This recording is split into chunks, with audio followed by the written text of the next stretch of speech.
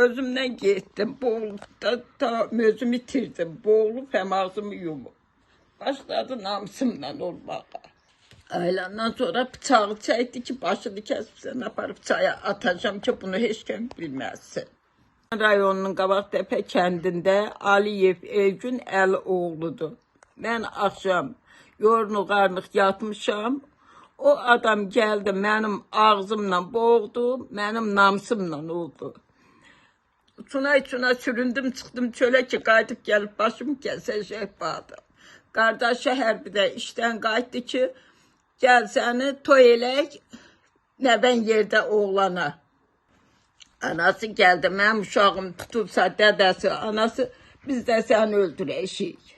Tükürpədən hadisə Daşkəsən rayonunun Qabaqtepe kəndində baş verib. Bir xəbər mediaya müraciət edən 65 yaşlı Əliyeva Firəngiz 24 yaşlı Aliyev Elgün Əlioğlundan şikayətçidir. Vətəndaşın iddiasına görə 2025-ci ilin iyul ayında Elgün xanımın evinə oğurluq məqsədi ilə daxil olub, hədə qorxu gəlib, zor tətbiq edərək ona təcavüz edib. Təcavüz rəyini Daşkəsən Tibb Ekspertiza Mərkəzinin həkimi Aqil və Göygöl rayon ekspertiza mərkəzinin həkimi Sabir adlı doktorlar təsdiqləyib. Eyni zamanda Bakı Tibb Ekspertiza Mərkəzində də zorlama faktı öz təsdiqini tapıb.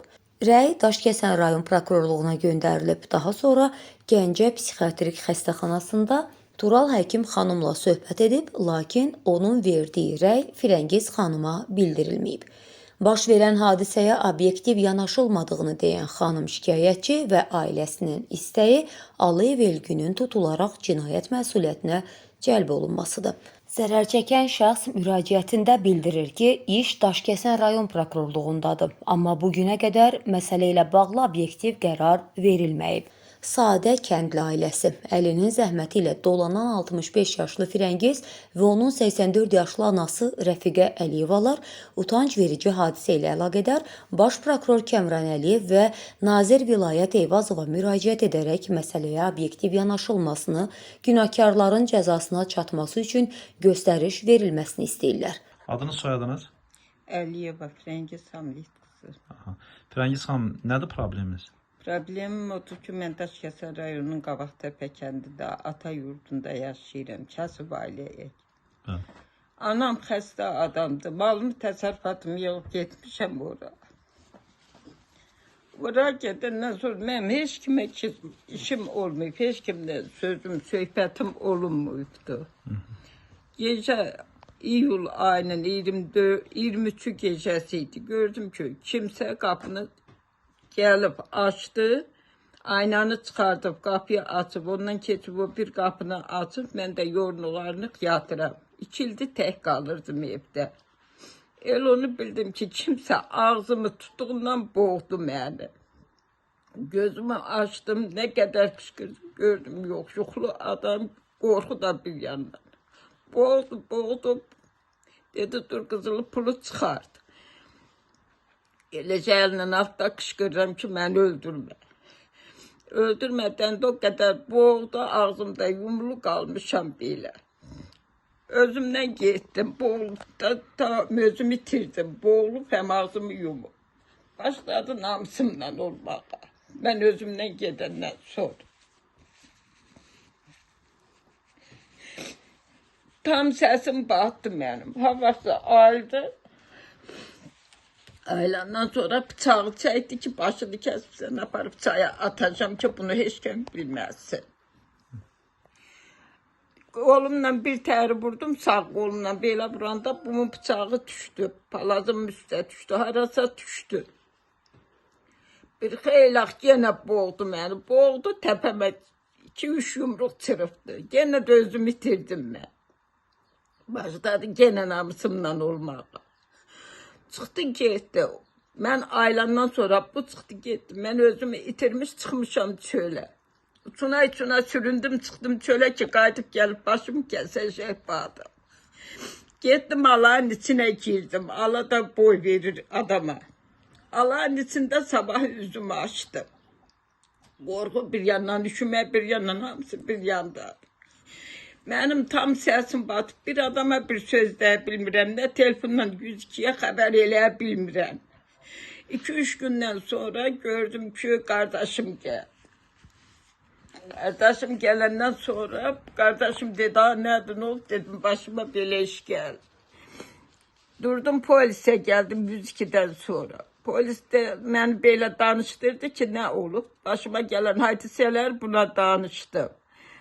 Danışanda dedi, işini keçirik, dur Sudevniyə. Sudevniyin yanına gəldim, Agil doktorun. Agil doktor orada baxdı, orada məni Göygöl rayonuna getdilər, Sabir doktorun yanında. Burada da yenə mən də özlərini elədi, onu Allah bilir, bilmədi. Dedi, bala get, özləri Sudevlə getdi, burada düşürdü. Qapıda düşürdü, getdi ki, rəy verəcəyik Bakıya, qorxma. Sənin bugünlükü biz belə gördük. Özümüz rəy verəcəyik Bakıya, cavab gözlərsiniz. Ondan sonra da qayıtdım, getdim. Rəy gəldi bunlara. Gəlib, gəlməyib, hələ xəbər yoxdur. Bir də qayıtdım. Sən də getdim, bunların ailəsi, qardaşı gəldi ki, sən ərzə vermə. Qardaşı hərbidə işdən qayıtdı ki, gəl səni toy elək, nəvən yerdə oğlana. Sən alaq. Dedim, xeyr, mənə lazım deyil, mən namusumu istəyirdim. Siz utanmadınız, nəvəm yerdə uşaq yazın, mənim namusumdan, mənim səsim belə. Səsim də çıxmır. Tam mən özümü itirmişəm, biləmirəm. Anam xəstə qalıb burada ağla-ağla. Neyse, ondan sonra da dədəsi, anası gəldi. Sonra qardaşı gəldi, mənim qardaşıma bir şey olsa səni avtomatla, granatla partladım, öldürəcəyik. Qoymayacaq qardaşım tutulsun. Anası gəldi, mənim uşağım tutulsa dədəsi, anası, biz də səni öldürəcəyik. Xeyr ola ki, məni öldürürlər.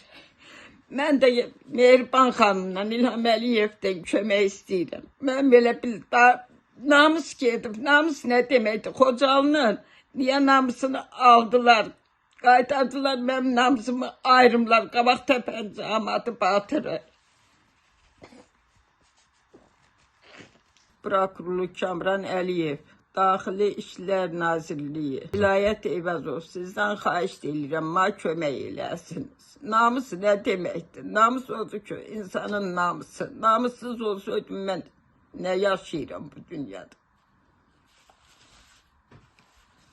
Həqiqətən də insanlığa yaraşmayan bu olayla bağlı lazımi qurumların tez bir zamanda hərəkətə keçəcəyinə və düzgün araşdırma aparılıb günahkarların məsuliyyətə cəlb olunmasına inanırıq. Məsələ diqqətimizdədir, səsləndirilən iddialarla bağlı qarşı tərəfin də mövqeyini işıqlandırmağa hazırıq.